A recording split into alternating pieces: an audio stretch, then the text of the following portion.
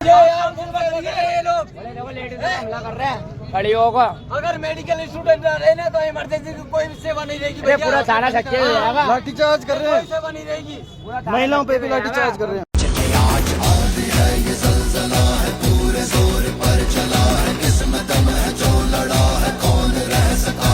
हमारे साथ मारपीट की है। जिस सरकार ने हमारे मुंह से खून निकल रहा है, एक एक खून का बदला इस दिल्ली प्रशासन चलेंगे। मैं उत्तर प्रदेश से चलकर आया हुआ हूँ, जनपद कौशाम्बी से चलकर आया हूँ। एक एक जुल्म का हिसाब लेंगे। 8 बजे से आए हुए थे हम लोग। स्टार्टिंग से वहाँ से पहले इधर से जंतर मंतर से होम मिनिस्ट्री तक घुमा रहे, इधर उधर गोल गोल घुमा रहे पूरा। हम लोग ने कैसे कैसे वहाँ पे पूरा बैरिकेड्स लगा के रखे हुए हैं, जाने नहीं दे रहे हैं। हम लोग एग्जिट ढूंढ रहे थे कि हम लोग एग्जिट से निकल जाते हैं, क्योंकि हमारे घर से भी फोन आ रहे थे। हम लोग भी कितना रिस्क लेकर के आए हुए हैं। जैसे ही हम लोग एग्जिट ढूंढ रहे थे ना, वहाँ पे पूरा लाठीचार्ज होने लगा एकदम। भी आपने जो वीडियो देखा, ये जनता मंतर पर जो प्रोटेस्ट हो रहा था सीजेपी के द्वारा, उसी का है। लेकिन इस वीडियो के आधार पर आप कोई निर्णय मत बना लीजिएगा, क्योंकि इसके अलावा भी बहुत सारे वीडियो हैं जो आपको देखने चाहिए। जैसे कि पहला वीडियो है प्रकाश राज का, दूसरा वीडियो है अरुंधति राय का, तीसरा वीडियो है कुणाल कामरा का, चौथा वीडियो है चंद्रशेखर आज़ाद का। इसमें से जो कि चंद्रशेखर आज़ाद हैं, डिम्पल यादव, इन्होंने कोई बयानबाजी नहीं की, बस इन्होंने सपोर्ट किया, जिसमें कोई बुराई नहीं है। लेकिन बात तब आती है जब सपोर्ट में लोग विरोध ऐसी चीज़ों का करने लगते हैं जो कि बिल्कुल सही नहीं है, जैसे कि हिंदुत्व का विरोध। जैसे कि कुणाल कामरा जी ने सीता जी का और राम जी का मजाक बनाते हुए बात कही, एक शायरी कही। ऐसे ही अरुंधति रॉय, जो कि पूरी तरह से जो है वो ऐसे लोगों को सपोर्ट कर रही हैं जो कश्मीर को भारत का अभिन्न अंग नहीं मानते, जो चिकन नेक को अलग करना चाहते हैं। ऐसे लोगों को सपोर्ट जो है वो सीजेपी को हो रहा है, इसलिए लोग उसका सपोर्ट बहुत कम लोग कर रहे हैं और करना भी नहीं चाहते। उसी का परिणाम जो आपने देखा। लेकिन इसके साथ-साथ कुछ ये वीडियो आप देख लीजिए।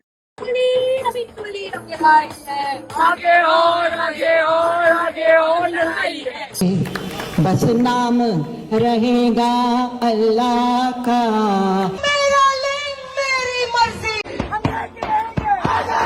बेचारों ने ये तो कह दिया कि भारत हमारी माता है, पर ये बाप ढूंढ रहे हैं। हम देखेंगे, बस नाम रहेगा अल्लाह का। बस सीता के पति का नाम ले लेके नीता के पति का काम कर रहे हैं। 370 के प्रोटेक्शन जो हमें इस कॉन्स्टिट्यूशन ने दिए थे, आज मैं इस मंच से सवाल करना चाहता हूं, क्या आपको कभी भी ये सोचने का मौका दिया गया कि आप ये सवाल करें कि क्या 370 पाकिस्तान के कॉन्स्टिट्यूशन ने दिया था या हिंदुस्तान के कॉन्स्टिट्यूशन ने दिया था? जय श्री राम बोलेंगे। मैंने बोला बोलो भाई, मैं जय संविधान बोलूंगा, जय संविधान।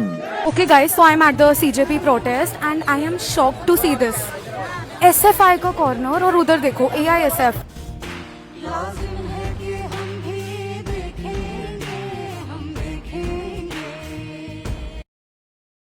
आपने वीडियो देखे? ये वीडियो आपको देखकर लग रहा होगा कि हाँ, ऐसा किया गया। लेकिन इसके साथ-साथ प्रोटेस्ट के दौरान जब लाठीचार्ज की गई आज लाठीचार्ज हुई है लोगों पर। लाठीचार्ज जब हुई तो इससे पहले भी तो कुछ हुआ होगा, तभी तो लाठीचार्ज शुरू हुआ। लाठीचार्ज सब तब शुरू हुआ जब भीड़ ने बैरिकेडिंग को तोड़ा, पुलिस वालों को धक्का दिया, उन्हें मारा, उन पर पत्थर फेंके, फिर पुलिस ने लाठीचार्ज करना शुरू किया। उसके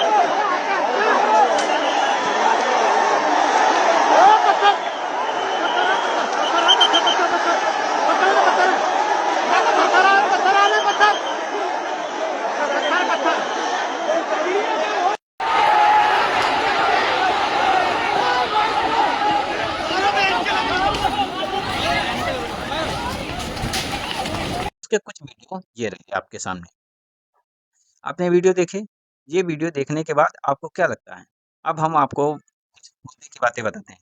जैसे कि सोनम वांगचुक, जो कि इस प्रोटेस्ट के मेन लीडर थे एक हिसाब से, जो कि हंगर स्ट्राइक पे बैठे हुए थे। और जिस समय वो हंगर स्ट्राइक पे बैठे हुए थे, उस समय भी वो कुछ बातें बोल रहे थे, जैसे कि उनके सामने लोग खाना खा रहे हैं, हर समय ऐसा है वैसा है, वो मेनली लोगों को टारगेट करके बोल रहे थे, क्योंकि उन्हीं के सामने उन्हीं के पार्टी के, चाहे अभिजीत दीप्के हों चाहे सौरभ हों, वो सब के सब लोग क्या कर रहे थे, उन्हीं के सामने खाना बैठ के खा रहे हैं 3 बार 4 बार, जो कि किसी भी हंगर स्ट्राइक पे बैठे हुए इंसान के लिए अच्छा नहीं होता, उसको काफ़ी ज़्यादा कष्ट देता है। साथ में जो सोनम वांगचुक जी हैं, उनके 2 एनजीओ चलते हैं। 2 की दोनों एनजीओ जो है उसमें कहीं न कहीं से विदेशी फंडिंग आती है। उस वो उसके लिए आज बिल आने वाला था 20 मई को, उसी के लिए प्रोटेस्ट कर रहे थे ताकि वो ना आए, पास ना हो पाए। जो बिल है उस बिल का नाम है एफसीआरए, ठीक है?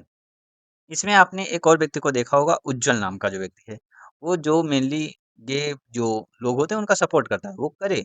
लेकिन जहाँ पर आप गए हो नीट के सपोर्टर्स के लिए प्रोटेस्ट रखा गया है, उसमें आप अपना क्यों घुसा रहे हैं? अपना अलग रखिए ना। लेकिन ऐसा नहीं है, सारे के सारे लोग उसी में जा रहे हैं, चाहे वो एंटी नेशनल वाले हों, चाहे एंटी हिंदुइज़्म वाले हों, चाहे एंटी नेशनलिज़्म वाले हों, सारे के सारे। वहीं पर जंतर मंतर पर प्रोटेस्ट पे ही एक बंदा फ़िलिस्तीन का झंडा लहरा रहा था। जब उसे लोगों ने देखा तो उसको छिपाने लगा और उसने दिखाया नहीं। आप ये वीडियो देख लीजिए।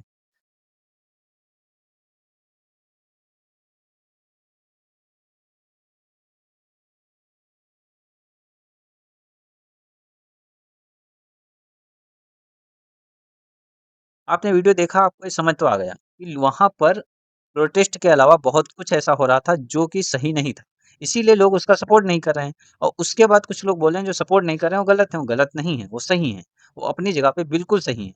जैसी आपकी हरकतें हैं वैसे कोई सपोर्ट आपको नहीं करेगा। वो आज जो दिल्ली पुलिस ने किया वो उनको बहुत पहले करना चाहिए था। उनको करते रहना चाहिए। ऐसा बिल्कुल करना चाहिए, क्योंकि आज जब प्रोटेस्ट में लोग मारे जा रहे थे, जब आज नए स्टूडेंट्स आए थे, बहुत सारे लोग ऐसे थे जो आज ही जुड़े थे और वो मार खाए। लेकिन उसमें 3 के तीनों हमें दिखे ही नहीं, जो मेन मतलब जो लीडर थे उनके, कि वो कहीं पर हों, उन्होंने कहीं पर मार खाया हो। और एक इन लोगों ने स्ट्रैटेजी बनाई थी कि जो दिव्यांग हैं, उनको ये प्रोटेस्ट में आगे रखेंगे, और लेडीज़ को, क्योंकि पुलिस जो है वो लेडीज़ पर और इन पर हाथ कम उठाएगी। लेकिन दिल्ली पुलिस ने किसी को नहीं बख्शा, जो सामने आया वो खाया। सही है, क्योंकि समानता का अधिकार होता है ना, इक्वालिटी, इक्वालिटी दी है पुलिस ने, ज़रूरी भी है। अगर आप देश के विरोध में जाएँगे, तो मार खाएँगे।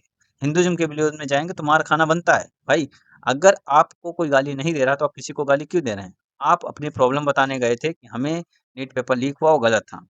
और वैसे भी वहाँ पर जितनों के पेपर लीक हुए थे उसमें से कोई नहीं था। क्योंकि वो दोबारा पेपर देके जो योग्य थे वो पास हो गए, जो अयोग्य थे वो फेल हो गए।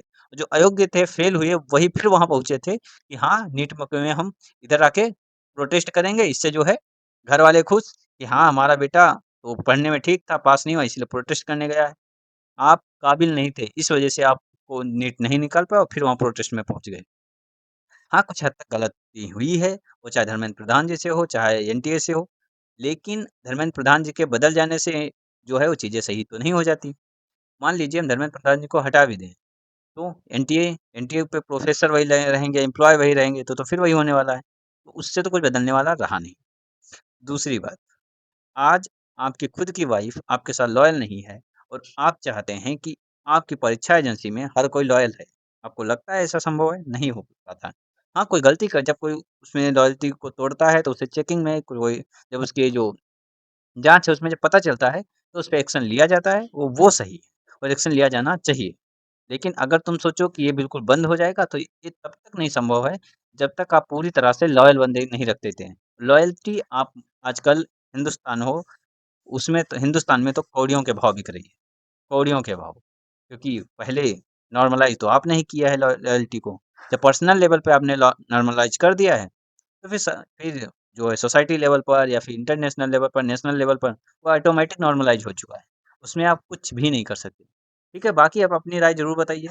बाकी पुलिस ने प्रॉपर व्यवस्था की थी, पत्थरों की व्यवस्था थी, मशीनों की व्यवस्था थी, रॉड की व्यवस्था थी, टियर गैस की व्यवस्था थी, जिसमें प्रॉपर धोया गया। अगर गलती से पार्लियामेंट के अंदर जाते, तो ये व्यवस्था भी थी। ज़रा देखिए, आपने देखा? और इसके बाद आपकी क्या राय है? आप ज़रूर बताएँ और जो आपकी राय है, उसी के अकॉर्डिंग आप बताइए कि आप वहाँ पर होते तो क्या करते? आप पक्ष में होते या विपक्ष में होते? Thank you.